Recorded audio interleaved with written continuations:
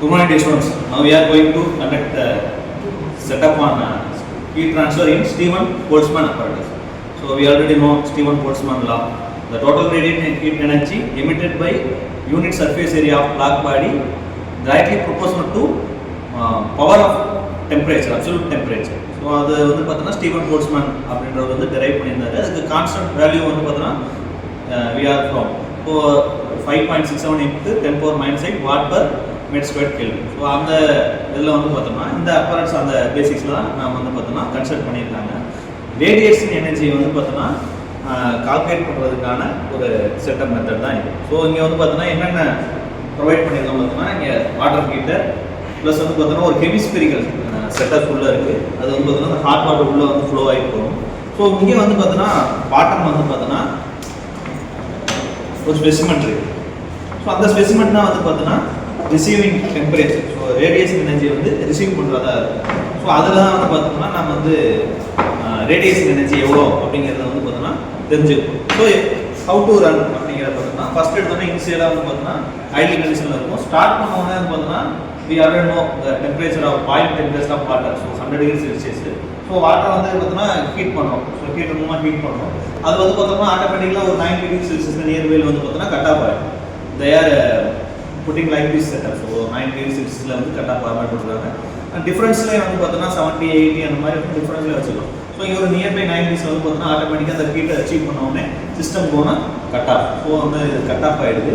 So அந்த temperature வந்து பார்த்தோன்னா அந்த வாட்டர் வந்து பார்த்தோன்னா அந்த ஹெமிஸ்பெரிக்கல்குள்ளே ஃப்ளோ ஆகும். ஸோ அந்த ஹெமிஸ்பெரிக்கலில் வந்து பார்த்தோன்னா ஃப்ளோ ஆகிட்டு இருக்கும். they are providing number of thermocouples on that hemisphere surface area. So அங்கே வந்து பார்த்தோன்னா located in different areas. So அந்த ஒரு 3 தெர்மோகப்பிள்ஸ் வந்து பார்த்தோன்னா 3 இடத்துல பொசிஷன் பண்ணியிருக்காங்க. அது வந்து பார்த்தோன்னா இங்கே ஒரு 90 டிகிரி செல்சியஸில் ஹாட்டாக பண்ணி போகக்கூடிய வாட்டரோட டெம்பரேச்சர் அதில் ஃப்ளோ ஆகும்போது அங்கேயும் டெம்பரேச்சர் ரிசீவ் ஆகிருக்கும். அந்த டெம்பரேச்சர் ஒரு நியர்பை ஈக்விலிபிரியம் கண்டிஷன் வர வரைக்கும், அதாவது எல்லா அந்த ஹெமிஸ்பெரிக்கில் எல்லா ஏரியாவும் ஒரு nearby 70 or 80 something like that. So T1, T2, T4 அந்த டெம்பரேச்சர் எல்லாமே சேம் டெம்பரேச்சர் வர வரைக்கும் we should be wait. So நம்ம அந்த டெம்பரேச்சர்லாம் சேம் டெம்பரேச்சர் வந்ததுக்கு பிறகு வந்து பார்த்தோம்னா இந்த ஸ்பெசிமெண்ட் அதுக்கு முன்னாடி பிஃபோர் தட் வந்து பார்த்தோம்னா இது மாதிரி ஓப்பனாக தான் இருக்கும்.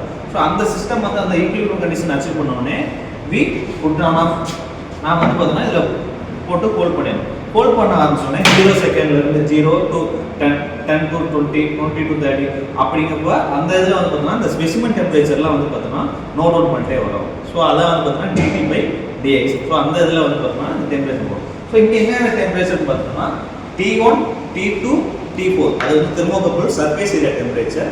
T3ன்றது இந்த வேக்கம் ஹெமிஸ்பெரிக்கலுக்கும் அந்த ஸ்பெசிமெண்ட் இடையில வந்து ஒரு வேக்கம் தான் இருக்கும், அந்த டெம்பரேச்சர். T5ன்றது அந்த ஸ்பெசிமெண்ட் டெம்பரேச்சர். அதான் வந்து பார்த்தோம்னா நம்ம வந்து உள்ளே போட்டோடனே டைம் டிஃப்ரென்ஸில் வந்து பார்த்தோம்னா கால்குலேட் பண்ண முடியாது. ஸோ அந்த டெம்பரேச்சரை நம்ம நோட் பண்ணிக்கணும். ஸோ இங்கே வந்து பார்த்தோம்னா செட்டப் சிஸ்டம் செட்டப்பே வந்து கொடுத்துருப்பாங்க எந்த தெர்மோகப்பிள் என்னென்ன டெம்பரேச்சர். ஸோ போட்டோடனே வந்து பார்த்தா ஹாட் வாட்டர் போடுறோம். ஹாட் வாட்டர் கட் ஆஃப் ஆகிடும். அது ஒரு டெம்பரேச்சர் அச்சீவ் பண்ணோடனே அது ஃப்ளோ ஆகும். இந்த ஃப்ளோ ஆகக்கூடிய அந்த டெம்பரேச்சர் வந்து பார்த்தீங்கன்னா சேம் டெம்பரேச்சர் இருக்கும். அது மீன்ஸ் வந்து T1, T2, T4லாம் வந்து பார்த்தீங்கன்னா நான் ஒரு 70 டிகிரி செல்சியஸ் சும்மா அசம்ஷனுக்காக சொல்கிறேன். அது மூலம் அந்த 70 டிகிரி செல்சியஸ் அச்சீவ் பண்ண உடனே நான் வந்து பார்த்தீங்கன்னா ஃபோல்டர் நம்ம வந்து பார்த்தீங்கன்னா இதை போட்டுடணும். போட்டுட்டு வந்து பார்த்தீங்கன்னா 0 செகண்டில் போடும்போது எவ்வளோ டெம்பரேச்சர் T5.